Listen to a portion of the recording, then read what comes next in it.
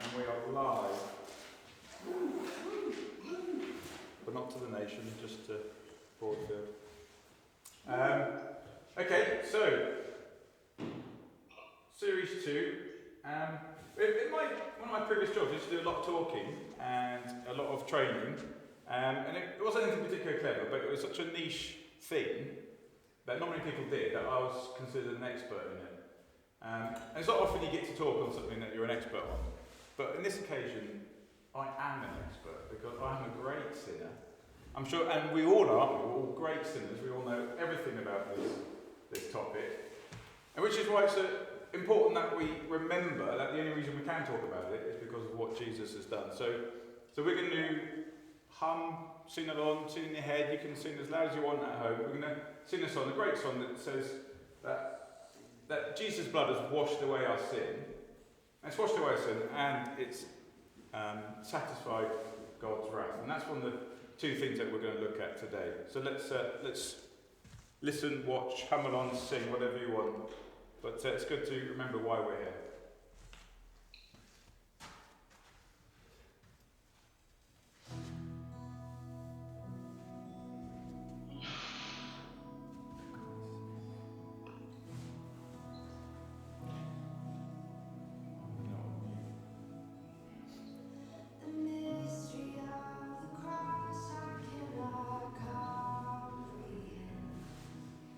The agonies of Calvary.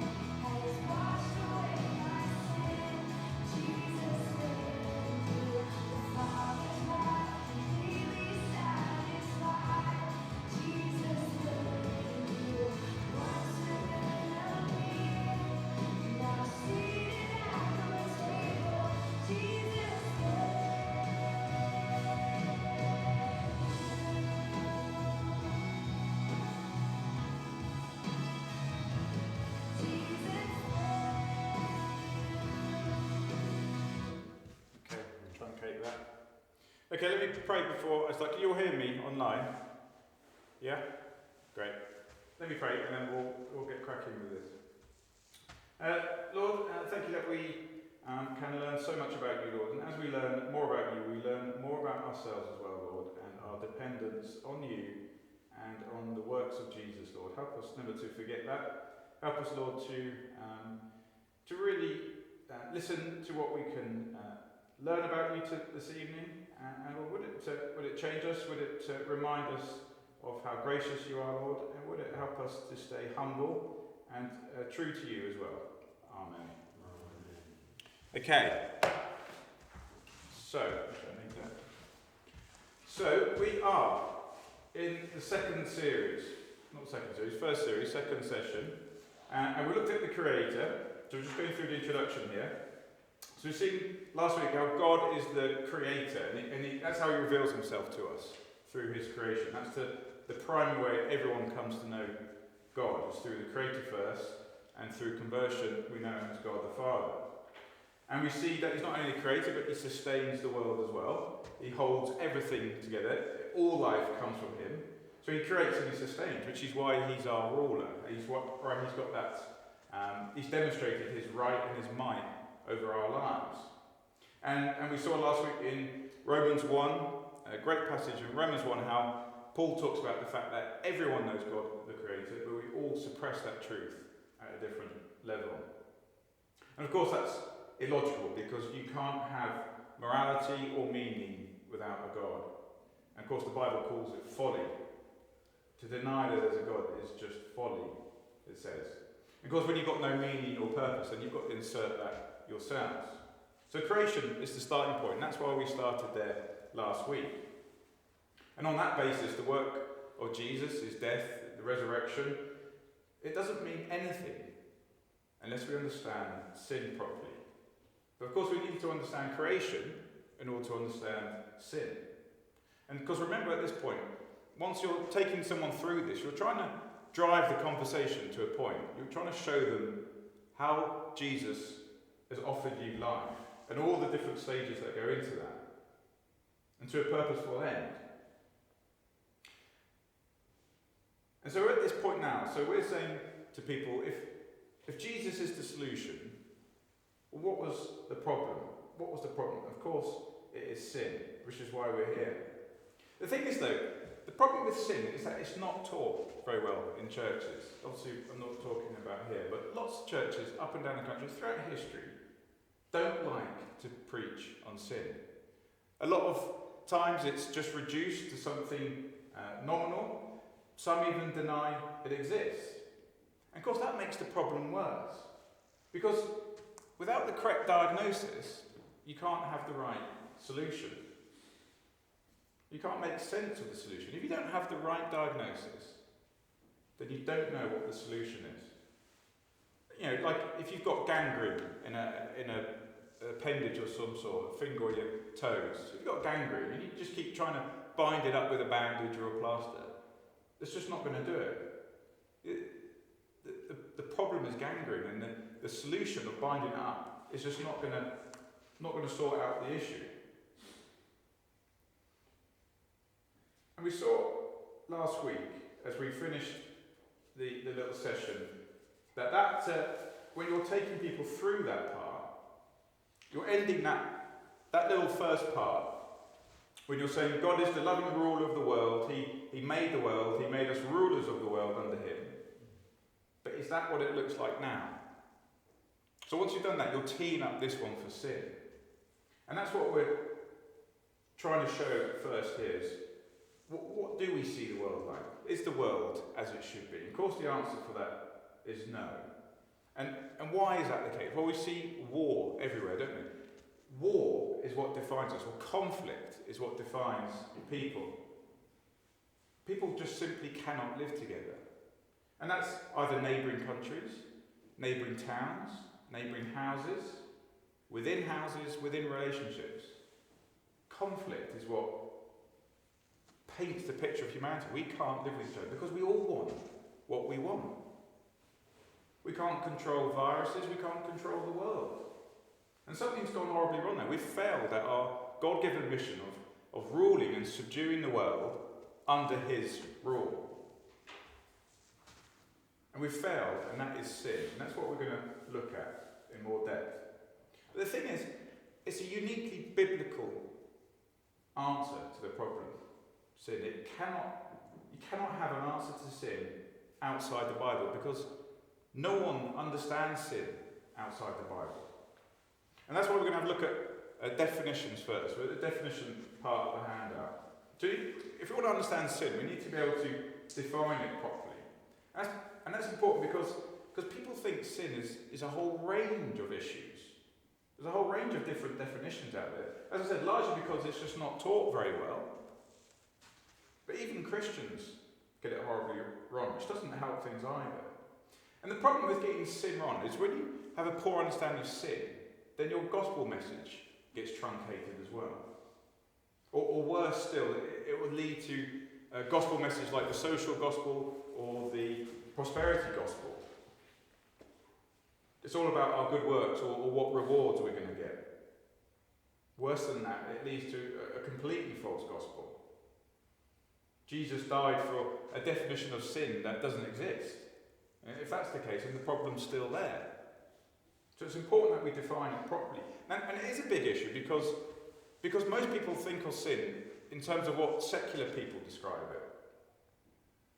And it's not so much the wording is the issue, it's the concept, it's what it's trying to convey.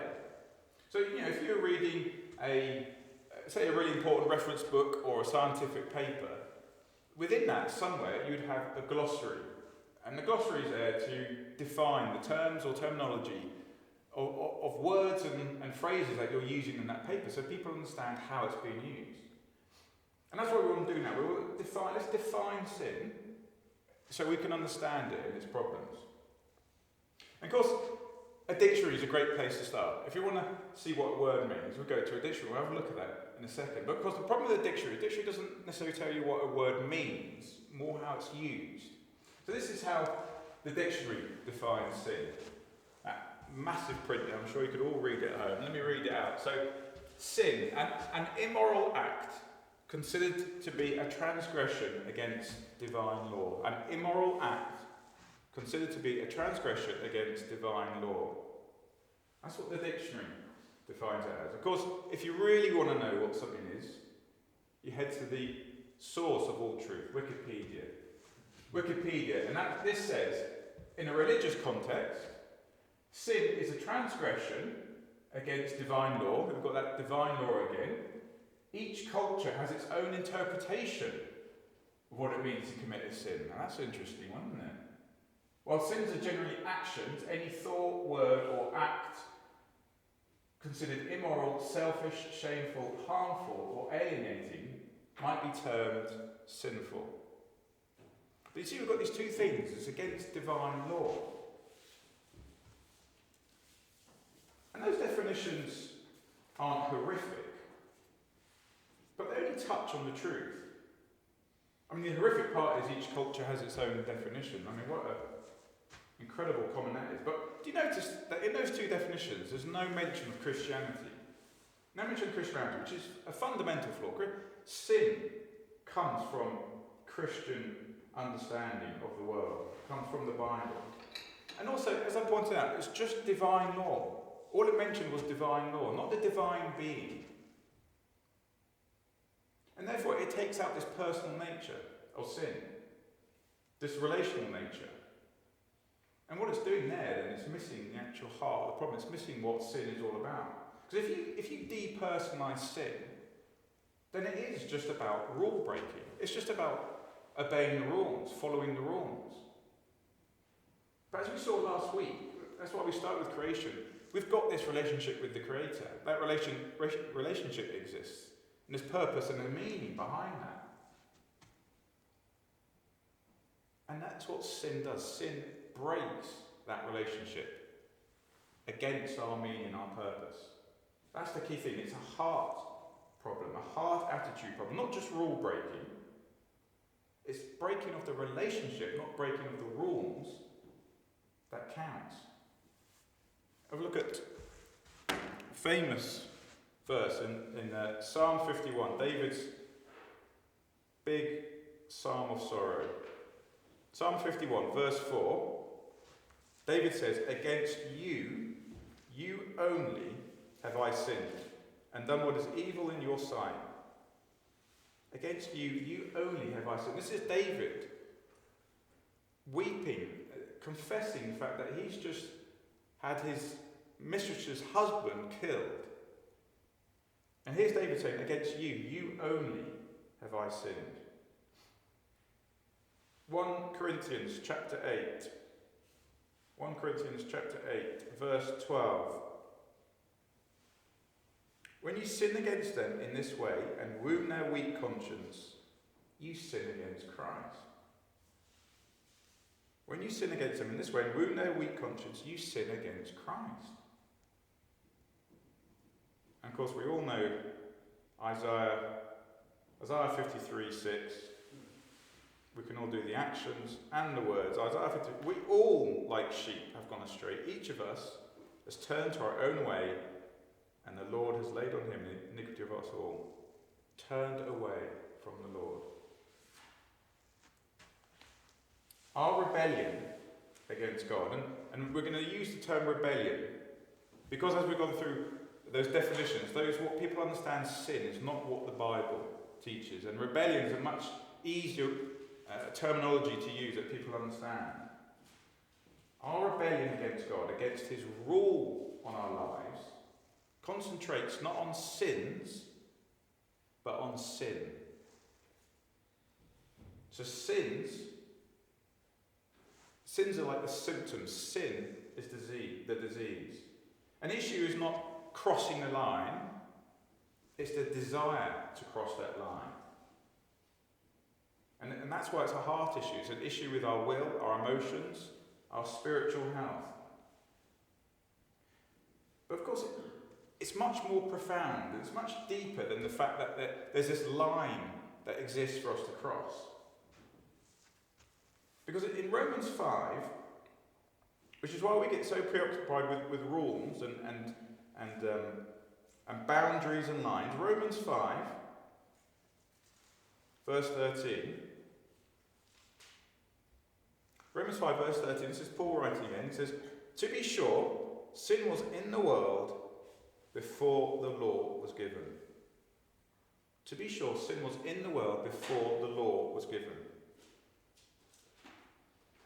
So, sin didn't occur when God gave the Ten Commandments.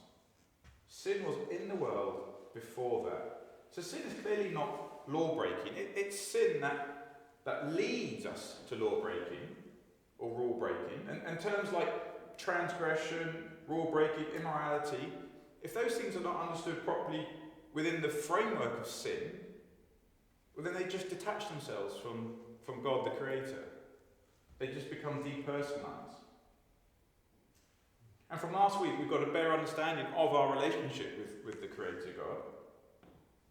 And therefore, we can then now understand things like rule breaking and transgressions. We can then see that these are symptoms of sin, not the sin itself. The disease is sin, but so often we get preoccupied with the symptoms of sin.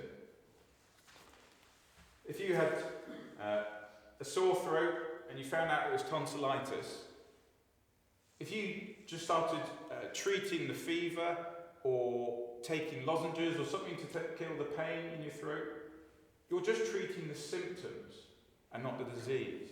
The disease is tonsillitis. That's the bacteria that's infecting your tonsils. And just concentrating on the symptoms is not going to sort the problem out. And that's why we're not talking about breaking rules. It's the attempt to break those rules, and the desire to break those rules is the issue. Breaking the law is the symptom. The desire to be outside that law is the disease. That's sin. And that's why we use rebellion. Because we're rebelling against God the ruler. We're rebelling against it because we want to rule ourselves. And people, as in us, all of us, are sinful by nature. And that's why moralists and legalists are opposed to God and the gospel. Moralist is someone who insists it's what you do and how you do it. Or a legalist will insist on obeying rules. And those things have no place in the gospel. It's not about what you do, how you do it, or about just keeping rules. There's a person who is a fantastic worker. They always do their work. They turn up every day on time. They're diligent. They fill in for people when they're missing. They even help other people to do their work even better. They go home and a great dad, a great husband, a really top chap. But if I told you that this person actually worked for the China Communist Party, an organisation thoroughly anti-gospel, it changes, doesn't it, what he does. You could do the same thing for a great sailor. Great sailor, always turns up, sweeps the deck, cleans the deck, fills in when people are missing, always mucks in, but he sails underneath the Jolly Roger. So it's not what you do, it's who you're doing it for that counts. The gospel is not moralism or legalism. It's the opposite of this. It's about having your heart changed, not just about towing the line with God. And that's why it's a relational issue. And that's why understanding creation first is so important. You establish that relationship exists, and then you can demonstrate how that relationship has been broken. That's the heart of sin. And that's where we start to understand how things operate. If you take away creation and God, and then sin does become rule breaking, just rule breaking only. Even better, if you take away God completely, then there's no sin. And that's how all the philosophers deal with the answer of sin. Ask any secular philosopher, what's the problem with sin? Well, there is no God. Okay, let's practice drawing the picture now, because this is slightly more to this picture than there was last week. And the order is quite important, if I remember rightly. So, if we follow the wording, so we all reject the rule of God. So, we all reject the rule of God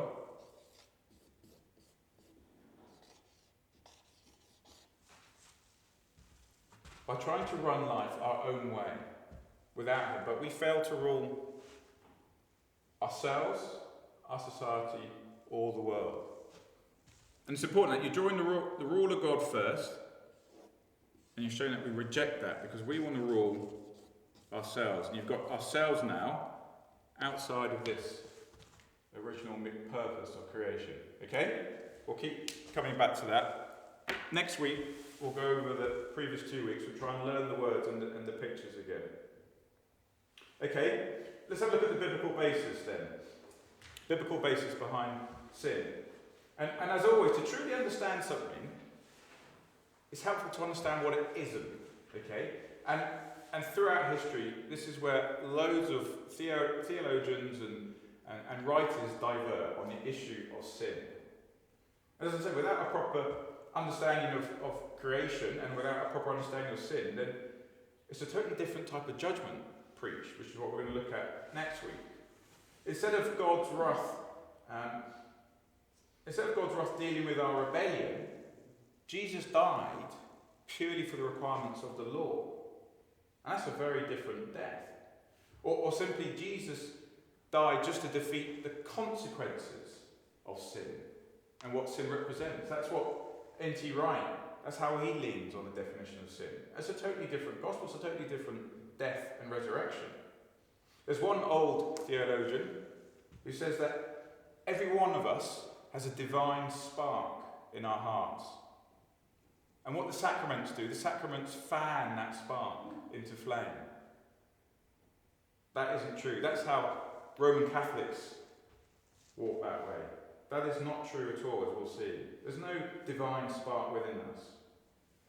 And you may have also seen this understanding of sin.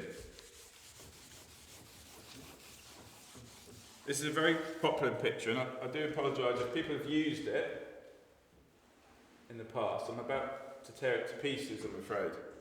So, you've all seen pictures like that. Okay? So often people say this is what sin is. It's there's us,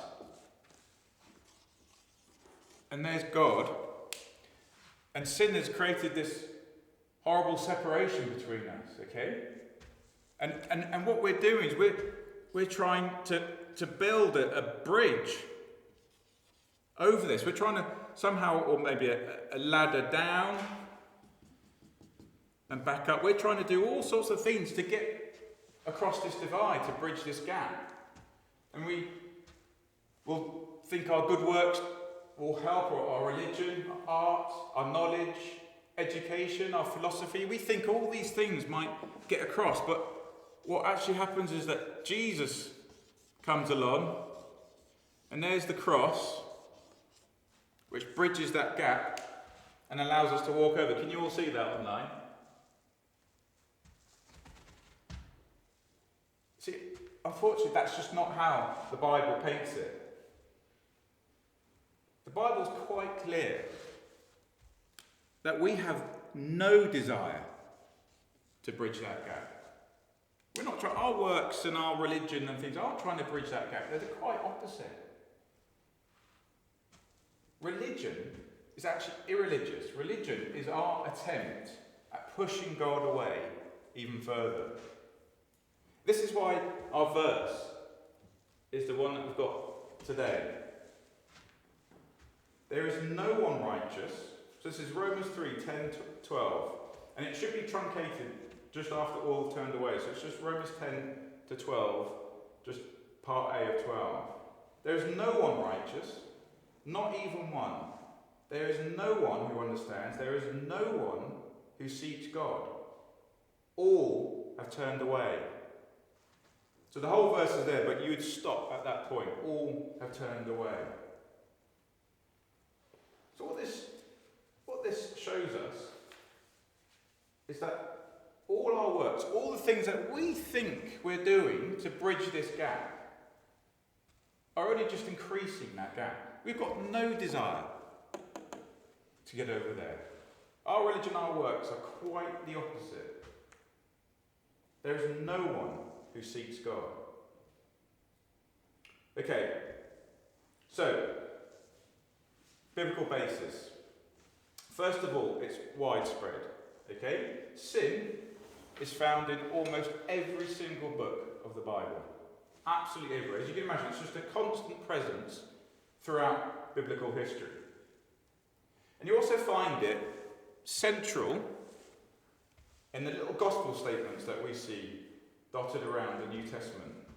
So 1 Timothy 1, verse 15.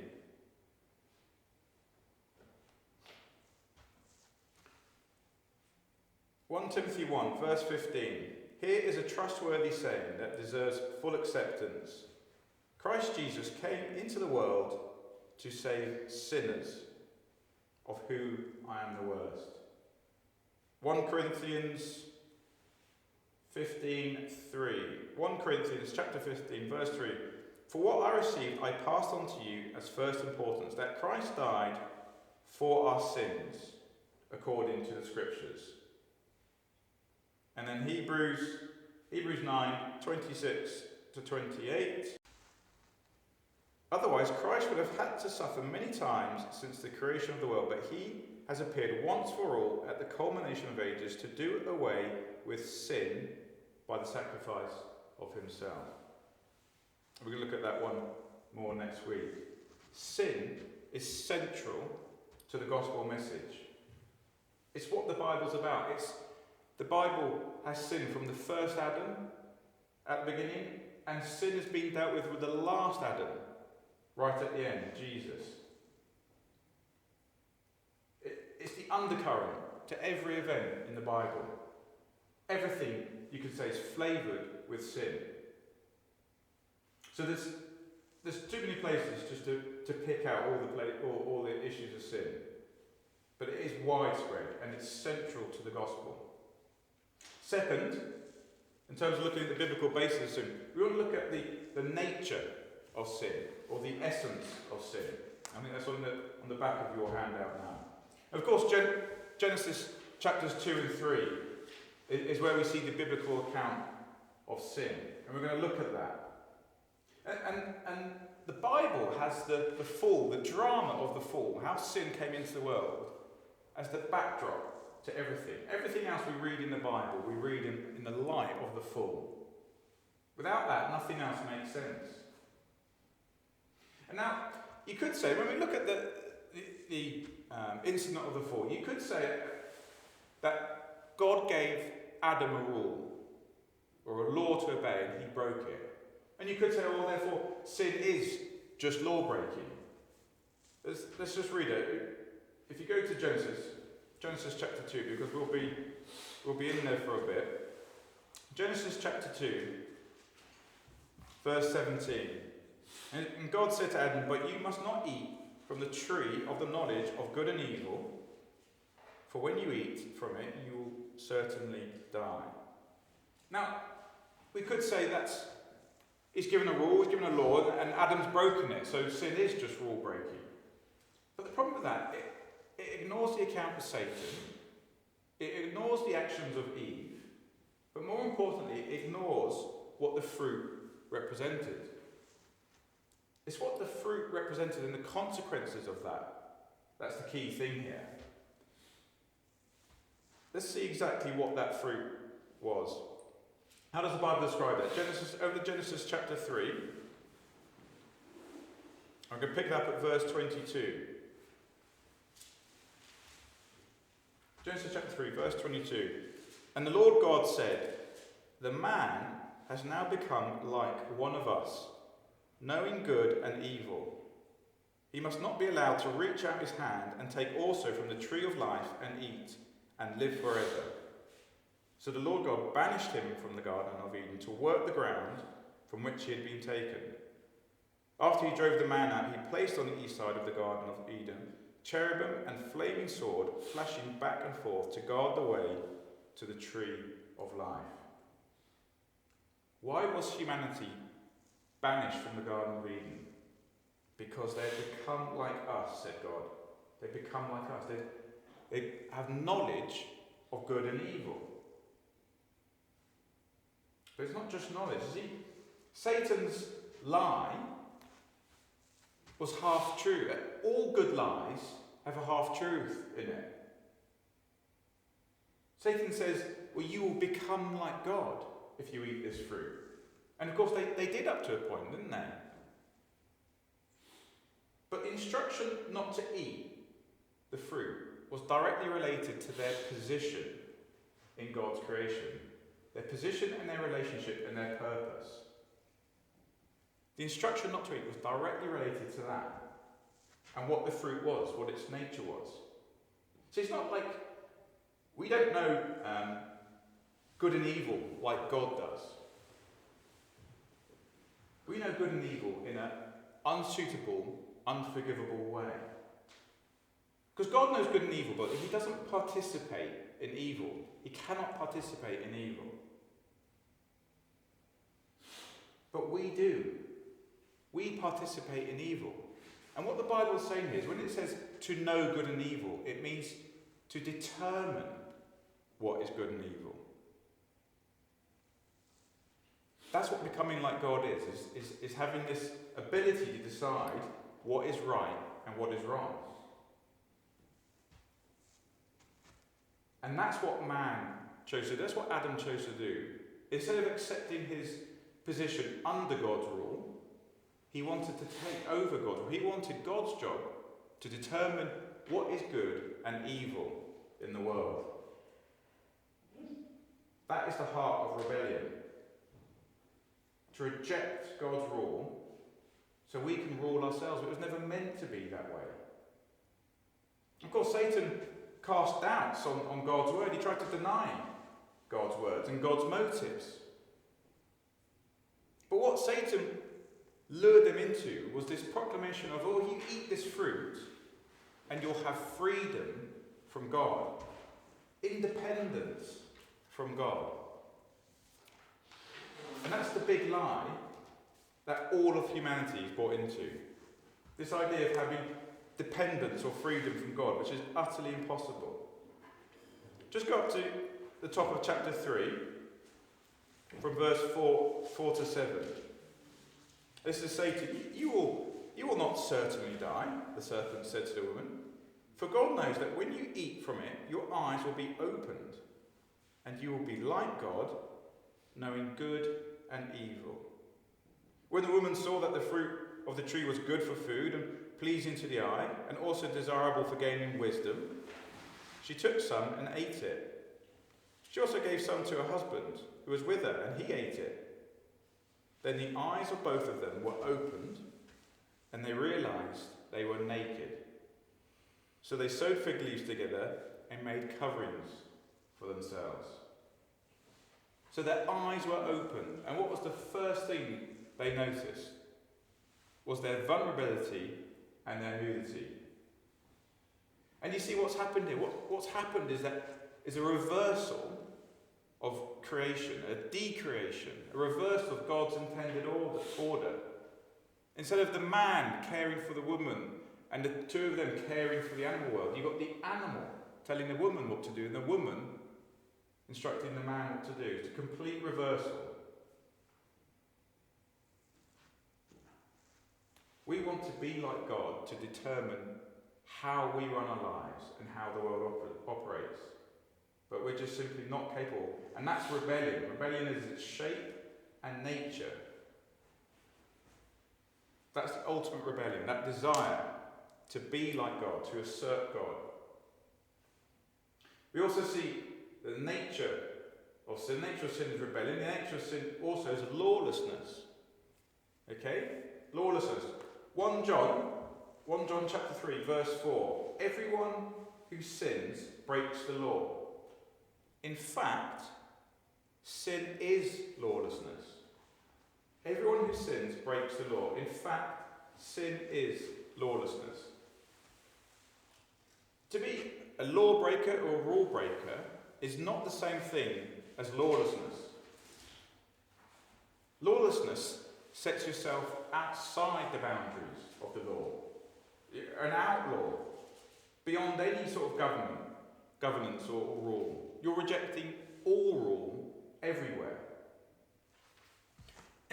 A great example of this is you see this on this place here, and there's loads of places like this, I don't know what you can see online. This is Sealand. This is just off the coast of Essex. It's an old World War II fort that some people essentially commandeered and have created their own kingdom called Sealand with their own prince and currency. And this is just a great little snapshot of humanity. This is humanity to a T. I want to govern everything I see. I don't want to be under anyone's rule, anyone's governance. I want it myself. This family set up shop on this island thinking they're free of any sort of rule. And it's still going. And they've got their own currency, largely because no one really cares. It's just an old run-down World War II fort. But that is lawlessness. Wanting to set ourselves up away from any governments because we want to be rulers. We want to be God's own life. And you see this throughout art and philosophy. William Henley, in this famous poem at the end, I'm the master of my own fate. Richard Dawkins, you reach out and search for meaning until we realise that we have to provide it ourselves. Frank Sinatra, I did it my way. We all know that one. Shakespeare wrote, be true to yourself. Now that's probably being taken out of context, probably not exactly what he meant, but people think that's what it means now. If it feels good, do it. How often do we hear that? These are all sin. This is all sin. Do your own thing. Be authentic to yourself. Set yourself in God's place. Lawlessness. And we see that in Titus. Titus chapter 2. verse 14.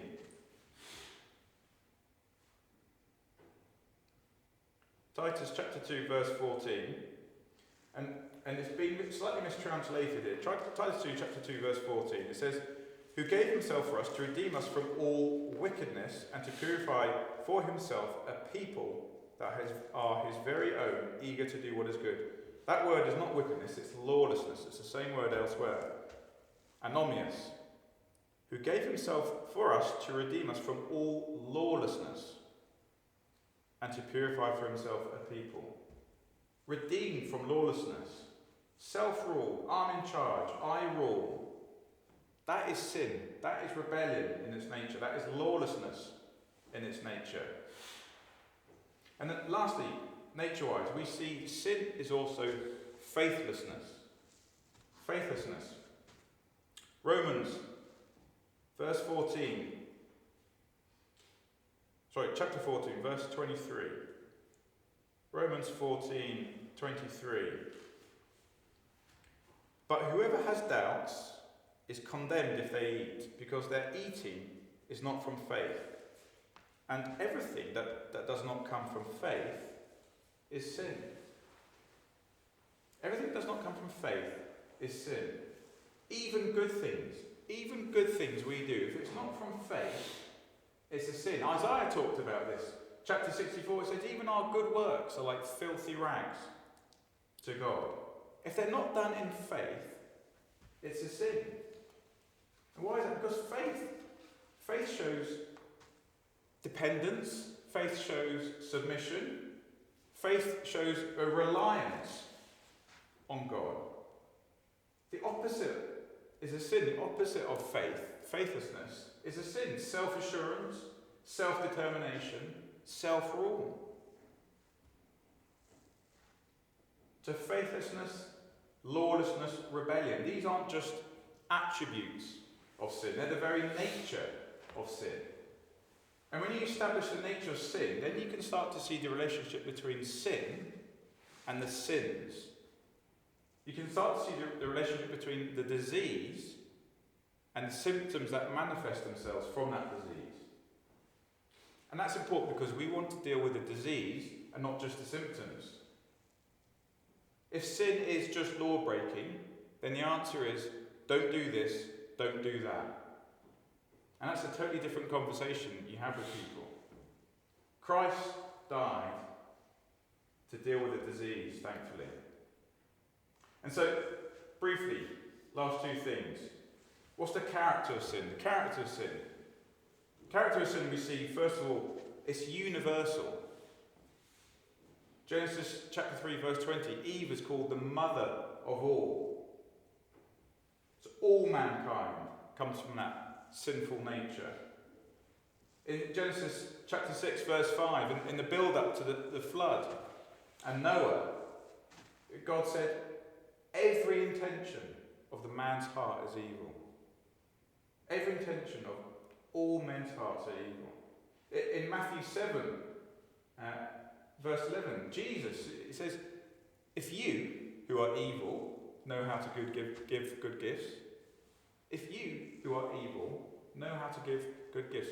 Blanket statement from Jesus. Mankind is evil. And this is a great little verse to show the universality.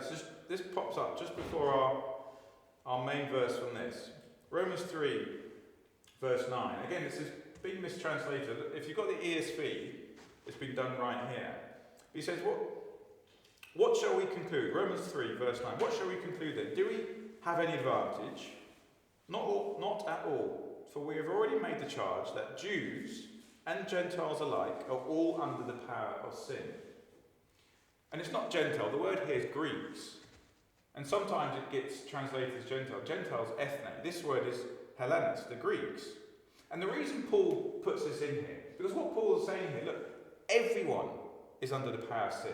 The Jews, that's those who are religious, who think they aren't, and the Greeks, the philosophers, the moralists, the thinkers. Both camps, everyone is under the power of sin. Your religion doesn't absolve you from it. Your knowledge doesn't absolve you from it. Jews and Greeks, thinkers, religious people, all under the power of sin. We see it's universal in chapter 5 of Romans 5. Sorry, chapter 5 of Romans, verse 12. Therefore, just as sin entered the world through one man, and death through sin, and in this way death came to all people, because all sinned. No one is outside of that, which is why this is the verse that we have, Romans 3, 10 to 12. There is no one righteous, not even one. There is no one who understands. There is no one who seeks God. All have turned away.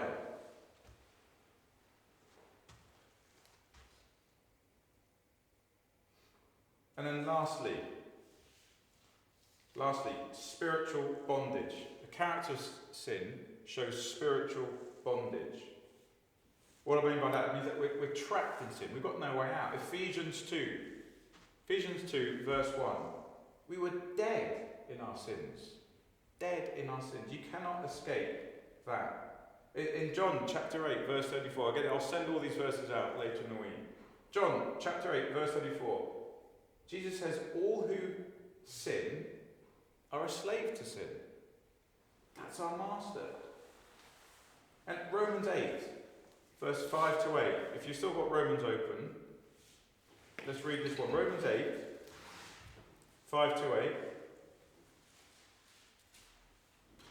Those who live according to the flesh have their minds set on what the flesh desires. But those who live in accordance with the Spirit have their minds set on what the Spirit desires. The mind, governed by the flesh, is death. But the mind governed by the Spirit is life and peace. The mind governed by the flesh is hostile to God. It does not submit to God's law, nor can it do so. Those who are in the realm of the flesh cannot please God. So those who haven't accepted Jesus as their Lord and Saviour, that's what he's talking about, those whose minds are in the flesh, still stuck in humanity, so to speak, cannot please God. You cannot escape sin. Only those minds that have been renewed by God's grace. And then in Mark chapter 7, when Jesus is talking about the Pharisees and their religious rituals, Jesus says it's what comes out of us that makes us unclean. Not what goes in, what comes out of us. It's our behaviour, our identity. That's what determines whether we're sinful or not. Not what we eat or how we dress. And this is really key because it helps us to understand it's us that's the problem. It's no one else or nothing else. But it also helps us not to think of ourselves as beyond sin or above sin or holier than anyone else. And quite often you'll say to people, you see people have, they do like an evangelistic talk with someone, and they'll go through the Ten Commandments and say, well, have you ever stolen something? They'll say, yeah, once. Okay, so you're a thief. Have you ever looked at a woman lustfully? You go, yeah, a few times. Okay, then you're an adulterer at heart. Have you ever told a lie? And people go, well, yeah, once. Well, then you're a liar. And then people go, well, no, I'm not a liar. I might have told a few, but I'm not a liar. And this is the difference. This is the difference of not understanding. It's what comes out of us that determines that. Because you're not, a liar is not someone who tells lies.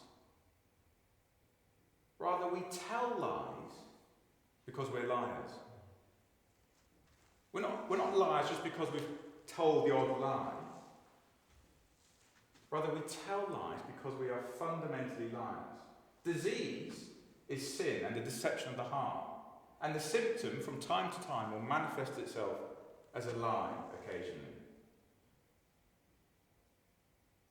And that is the heart of sin. And we'll look at the consequences next week. But the thing to remember is that religion is not the answer. The Bible calls religion foolishness. Religion is our attempts to make our own gods, run away from gods. It turns into idolatry. But the gospel message is universal The gospel message is the universal need of mankind's sinful nature to be dealt with. And it's not like what Wikipedia says. There's no cultural specificities with this or cultural differences.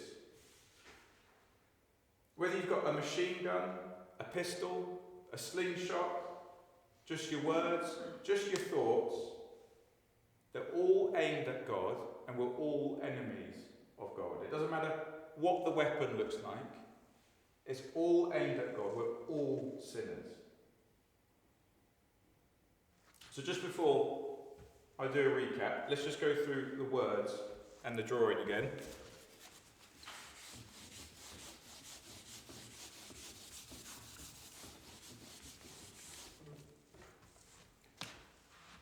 Okay, so we all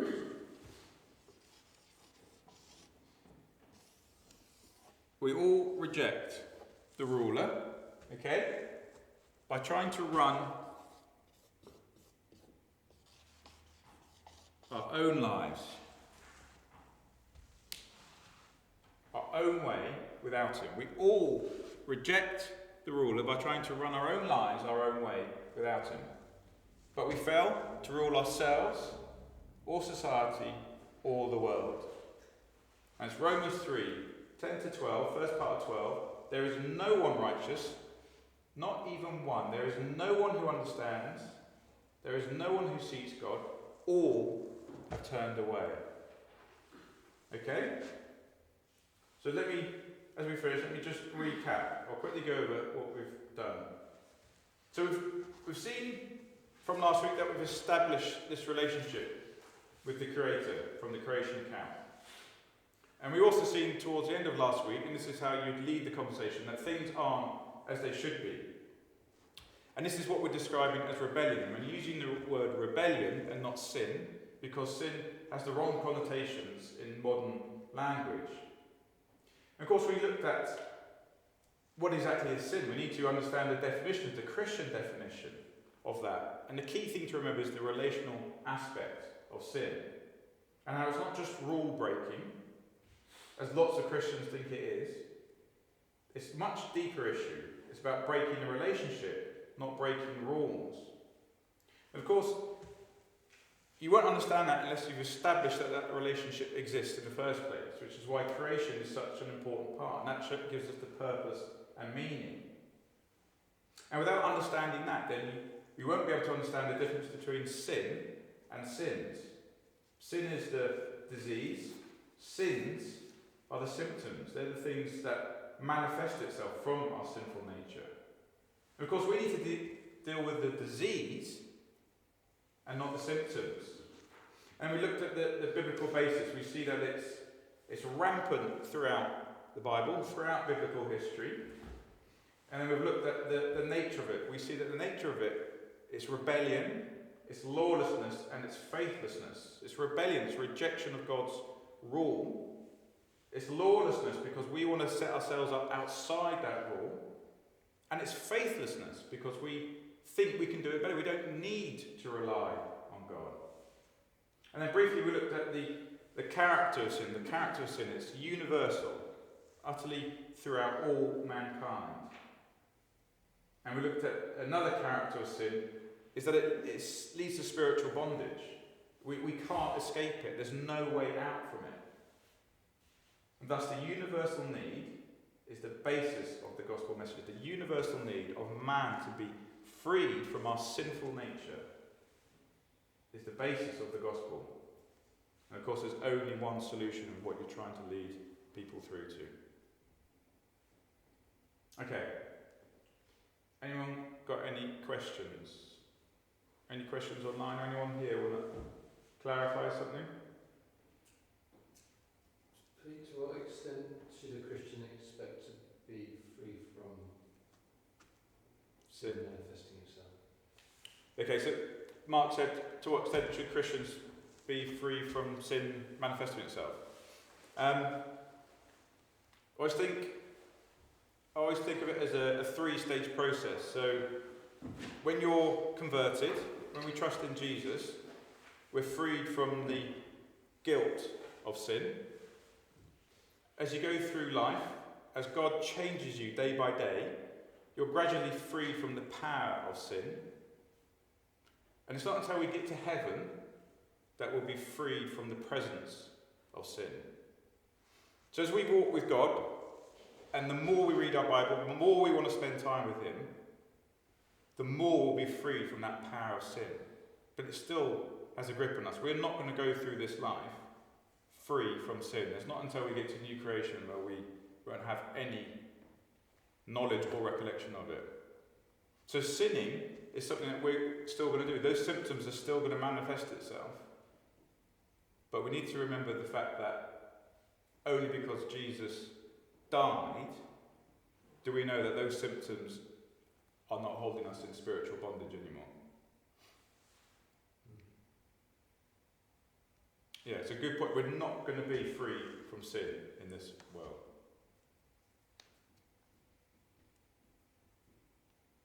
Okay?